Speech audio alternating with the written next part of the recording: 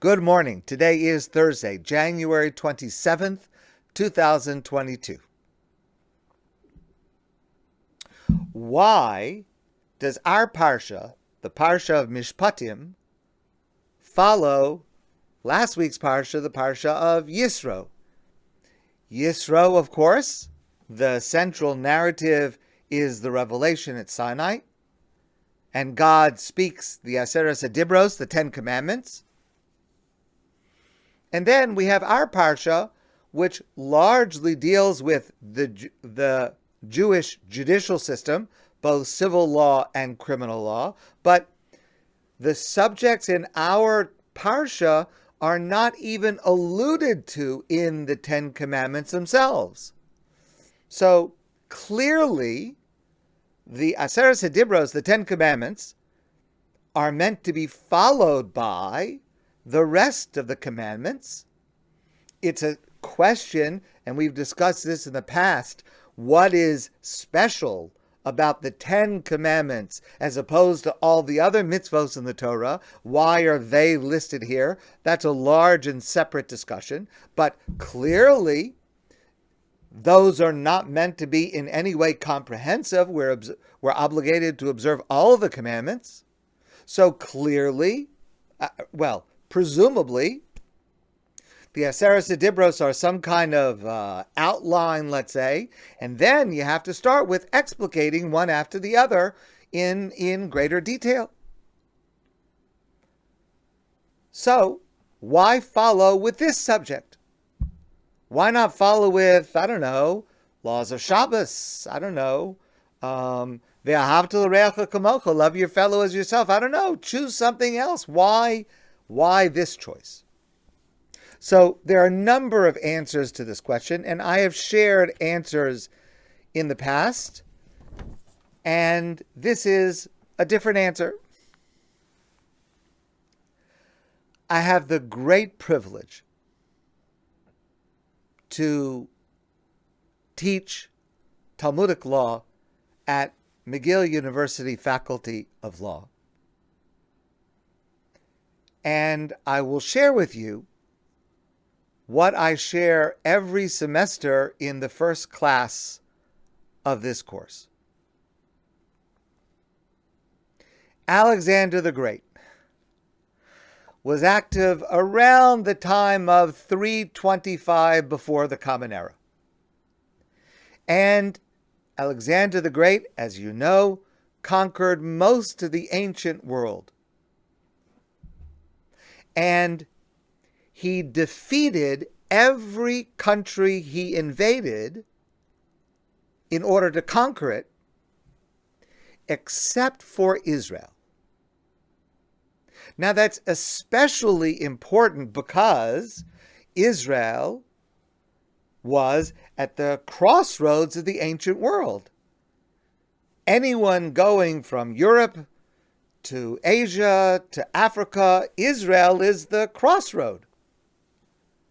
And of particular strategic importance to conquer for anyone who wants to be able to move freely around the ancient world. And yet, Alexander the Great came to Israel, went through, and left in peace. Now, I don't know about Jews at that time in Greek sources. I'm not so knowledgeable about that. But I can tell you that Alexander the Great made a big impact on Jewish sources. Just to give one example, Alexander became a Jewish name. We ourselves are blessed with a Rabbi Alexander, Rabbi Alex. To my knowledge, and if you can think of another example, let me know, Alexander is the only name that starts out as a secular name and becomes a Jewish name. Yes, of course, Jews have all kinds of names, like Michael and, all sorts of names. But to give as a Jewish name Alexander, I can't think of any other example. Unprecedented, unique. Obviously, he was held in high regard. Now, the Gemara, the Talmud, records in great detail Alexander's arrival in Israel and a very famous story about what happened to him when he came. He met with Shimon HaTzadik, Simon the Just, who was the Kohen Gadol, the high priest. He was the highest spiritual leader of his time. You may remember we discussed Shimon HaTzadik some time ago in a different context. And he met with other Jewish leaders.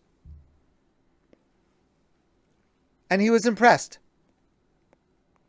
He was impressed by the values that he saw there, by the morality that he saw within society. And Alexander the Great allowed Israel to live in peace, undisturbed, as he continued his conquering of the rest of the ancient world. What impressed Alexander so much? So these Jewish leaders wanted to show him Jewish life, and they wanted to impress him. They understood what was at stake. They understood what he had done everywhere else, and they wanted to impress him. So think about this in your own minds for a moment. What do you think they would show him? What would you show someone like that? If someone came to your country, an important visitor who you were somewhat afraid of, but you wanted them to understand you and you wanted them to respect you, what would you show them? They took Alexander the Great to Bet Din, to a Jewish court, to watch a trial that was taking place. And the details of this case are presented to us in the Gemara, in the Talmud, Masechta Tamid. It was a civil case. Two people will make up names Reuven and Shimon. Two people were arguing over a buried treasure that had been found within the walls of a house. Reuven sold this house to Shimon, and Shimon, after he moved in, found a buried treasure in the walls of this house. So Shimon came to court and he said, I bought the house from Reuven. I found a treasure there. I didn't know about it when I bought the house. I didn't pay for it. I paid for the house not knowing there was some extra gigantic value hidden inside. And therefore, since I didn't pay for it, it doesn't belong to me. And I insist that Reuven takes it back. Reuven said, I refuse to take the treasure because I sold the house as is. I didn't know there was a treasure there, but when I sold it, my intention was to sell the house, and that includes whatever's included in it. And whatever is hidden was included in the price which I received, and therefore I refused to take the money. That's what these Jewish leaders showed off to Alexander, and that is what impressed Alexander with the refinement of society at that time. And Alexander was duly impressed, and he left Israel in peace. Law. There may be people who disagree with what I'm going to say now, but that's okay. I'm sharing my opinion. Law is the best way to understand Judaism. It is Judaism's most fundamental organizing principle, and also Law is the structure, the institution through which Judaism has had and continues to have the greatest impact on the world. Chaim Seiman is a professor of law at Vanderbilt University, an amazing scholar and a Torah scholar. And he wrote, "Law is the vehicle through which every category of Jewish wisdom is delivered. Law is much more than just rules and punishments for violating those rules. Law expresses our values, our priorities, who we are. And we see this deeper meaning of laws throughout our parsha of Mishpatim. Let me share with you briefly one example.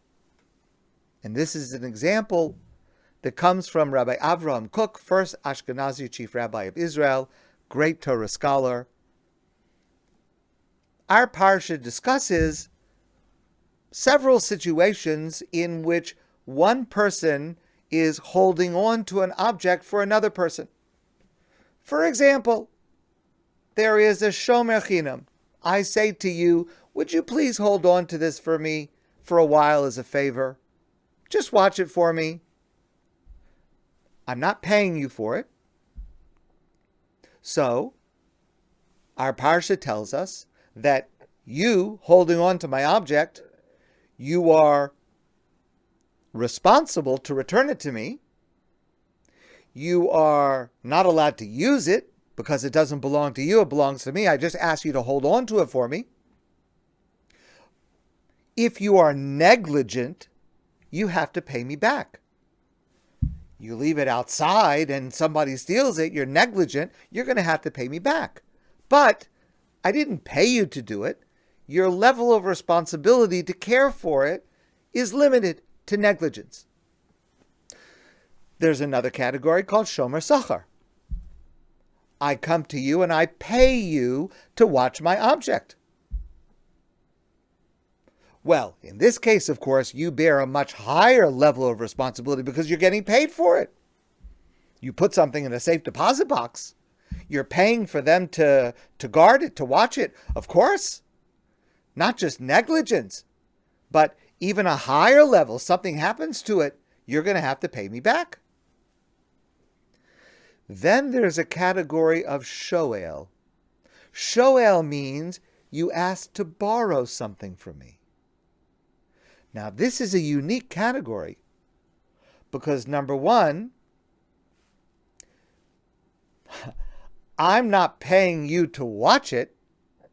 You even get to use it because that's what you're asking for. You're asking to borrow something of mine and you're not even paying me either. It's not like a rental.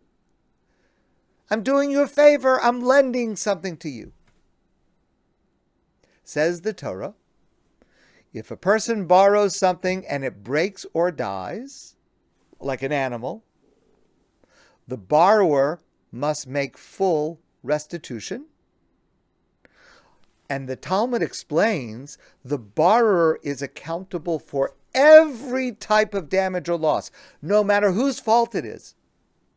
It could be a situation where it's completely unpreventable. Let's say, God forbid, I borrow an object from you, and God forbid, let's say, there's a tornado, and my house is, God forbid, destroyed, and your house is destroyed, God forbid. I have to pay you back the total value of what I borrowed, but it seems completely unreasonable because in my example, even if I would not have borrowed the object, you still would have lost it because this natural disaster happened to both of us. Why is it that Torah law places such a great responsibility on paying back in this case, even in unpreventable accidents? Rav Kook explains the following. The Torah places extra liabilities on a borrower in order to encourage people to be helpful and lend to others. Because if somebody comes to me, I want to borrow your car, your shovel, your whatever it is. I know that under Torah law, no matter what happens, I'm going to get it back. And if anything happens to it, you're going to have to compensate me. So why not lend it? It's a tremendous incentive. I'm not losing anything. I'm not taking any chances. This is a detail of the law that on its surface seems unreasonable, and yet it facilitates acts of kindness, acts of altruism. Sure, I'll lend it to you because I know that no matter what happens, I'm going to get it back.